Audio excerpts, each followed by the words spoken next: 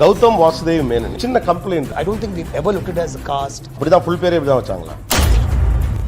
இங்கே உட்காந்துருக்க எவ்வளோ பேர்ட்டு நீங்கள் அதை சொல்ல போகிறீங்கன்னு பார்க்குறேன். நிறைய பேர் கேட்கணும். அதில் என்ன இருக்கு?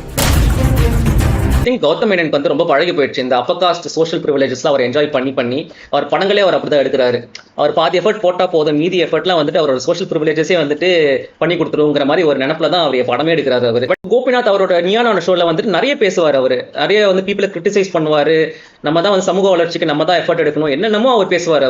அவர் ஏன் வந்துட்டு கௌதம் மேனன் அவர் வச்சு அந்த ஸ்டேட்மெண்ட்டுக்கு வந்துட்டு நீங்க எதிர்ப்பு கூட சொல்ல தேவையில்லை, பட் அட்லீஸ்ட் வந்துட்டு இல்ல கௌதம் நீங்க புரிஞ்சுக்கிற விதம் தப்பு, it's more nuance than that, it is more அதுல இன்னும் கொஞ்சம் டெப்த் இருக்கு, நம்ம இப்பதான் வந்து இந்த சினிமால எக்ஸ்ப்ளோரே பண்ண ஆரம்பிக்கணும், அந்த மாதிரி ஏதாவது ஒரு லைட்டாவது சொல்லி முடிச்சிருக்கலாம். இன்டர்வியூல இன்னொரு ஒரு செக்ஷன்ல வந்துட்டு கோபிநாத் வந்துட்டு அவரோட சொந்த ஒப்பீனியன் ஒன்று வைப்பாரு. இந்த மாதிரி இப்போ வரக்கூடிய படம்லாம் வந்துட்டு ரொம்ப வந்துட்டு கோரியா இருக்கு, ரொம்ப வயலன்ஸ் ரொம்ப அதிகமா இருக்கு, என்னால சரியா பார்க்கவே முடியல, I'm not able to enjoy it. சரி நீங்க சொல்ற படம்லாம் வந்துட்டு எடுத்து அந்த டைரக்டர்ஸை இந்த மாதிரி உட்கார வச்சு உங்களால கேள்வி கேட்க முடியுமா, இப்போ என்கிட்ட இவ்வளவு கேள்வி கேட்குறீங்களே அப்படிங்கிற மாதிரி ஒரு ரிப்ளை கொடுப்பாரு.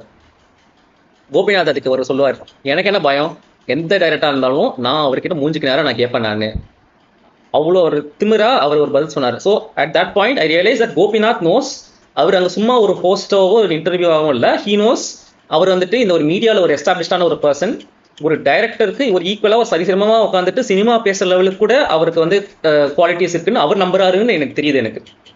ஸோ அந்த மாதிரி ஒரு நினைக்கிற ஒரு பர்சன் எதுக்கு அவர் அந்த மாதிரி ஒரு ப்ராப்ளமேட்டிக்கான ஒரு ஸ்டேட்மெண்ட் வைக்கிறப்போ ஒரு சின்ன ஒரு எதிர்ப்பு கூட சொல்லவே இல்லை.